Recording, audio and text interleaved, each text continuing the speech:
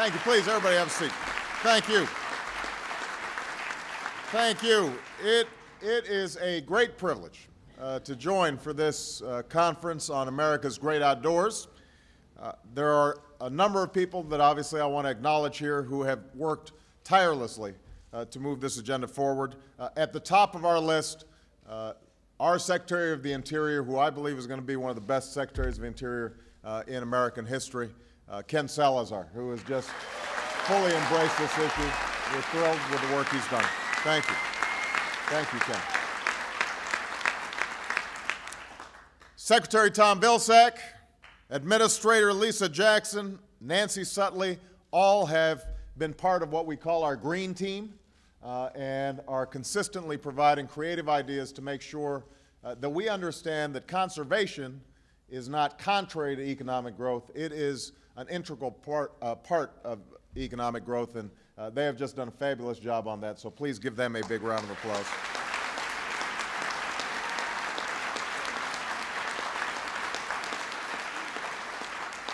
We have my outstanding NOAA Administrator, Dr. Jane Lubchenco.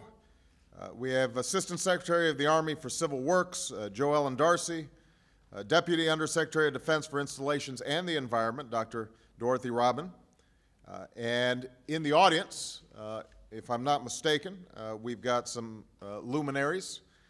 Is Governor Bill Richardson in the house? There he is from New Mexico, a great conservationist. Former Secretary of the Interior, Secretary Bruce Babbitt, is here.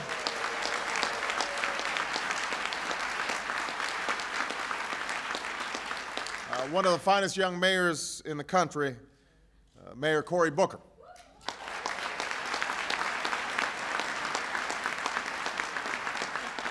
And to all the outstanding members of Congress who have been so diligent in promoting a conservation agenda. Now, I am mindful that the first such conference was held over 1 century ago by one of my favorite presidents, one of our greatest presidents, and certainly our greatest conservation president. Upon taking office, Theodore Roosevelt, avid bird watcher, bear hunter, set out on a tour of the American West that would change his life and the life of a nation forever. Yeah, he stood in awe of the geysers at Yellowstone. He camped in a snow blizzard at Yosemite. He stood on the lip of the Grand Canyon. The ages have been at work on it, he declared. Man can only mar it.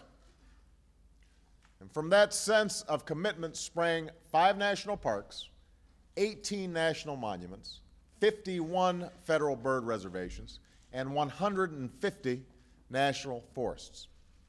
From that commitment sprang an effort to save the great redwoods of California and the petrified forest of Arizona, the great bird rocks of the Aleutian Islands, and the Tongass of Alaska. From that commitment sprang a breathtaking legacy of conservation that still enhances our lives.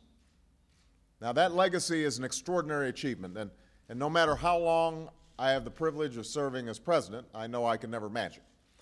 And I will probably never shoot a bear.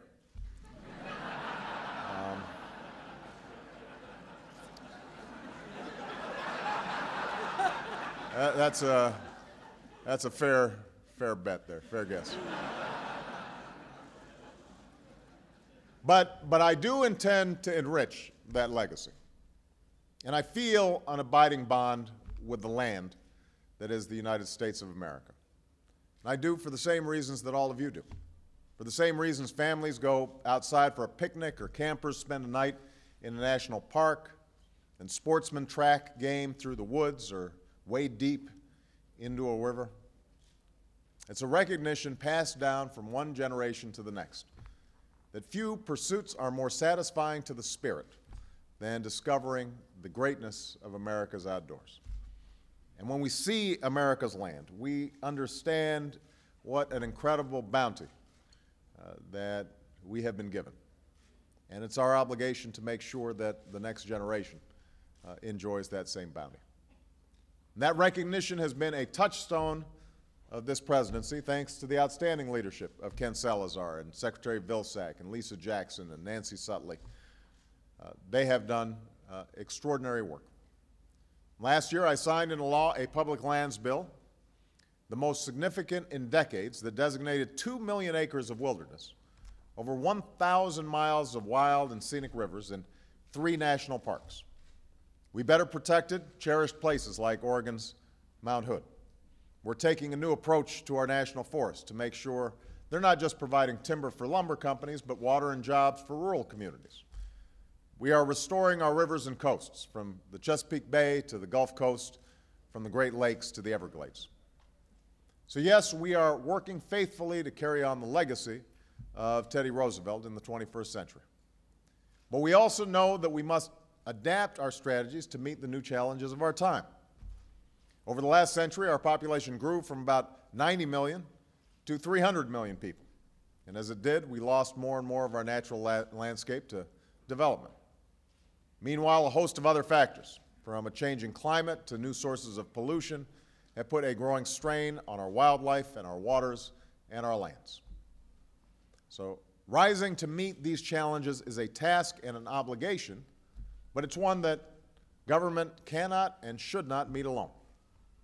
There are roughly 1,600 privately run land trusts in this country that have protected over 10 million acres through voluntary efforts. And by working with farmers and ranchers and landowners, the Department of Agriculture's Conservation Reserve Program has protected over 30 million acres, and its Natural Resource Conservation Service, a service that is 75 years old this year, has protected almost 3 million more. So together we are conserving our working lands in a way that preserves the environment and protects local communities. And that's the kind of collaborative spirit at the heart of the America's Great Outdoors initiative that we're launching today. In the months ahead, members of this administration will host regional listening sessions across America. We'll meet with everybody, from tribal leaders to farmers, from young people to business people, from elected officials to recreation and conservation groups. And their ideas will help us form a 21st century strategy for America's great outdoors to better protect our natural landscape and our history for generations to come. Understand, we're not talking about a big federal agenda being driven out of Washington.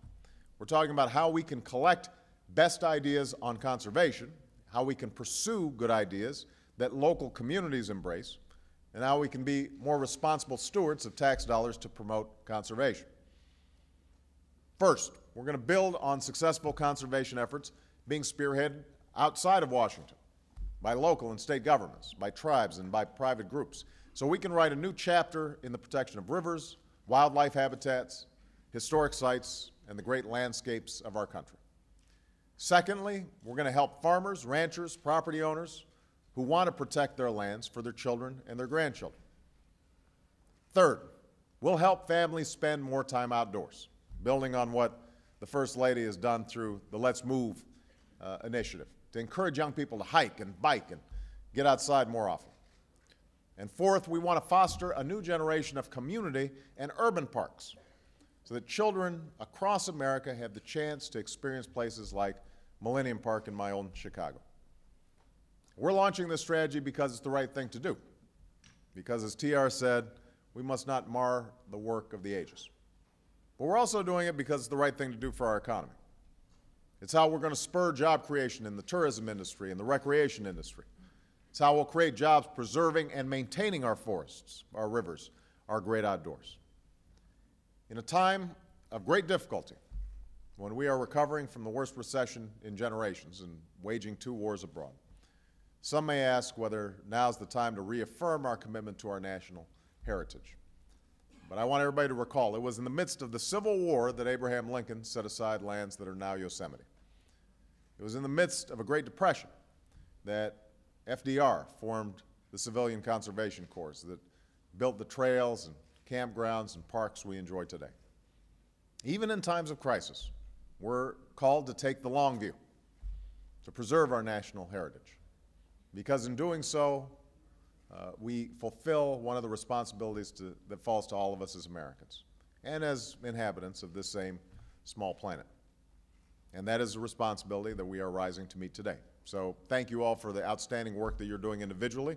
I look forward to the work that you're going to be doing collectively and advising this administration. Thank you. God bless you. God bless the United States of America.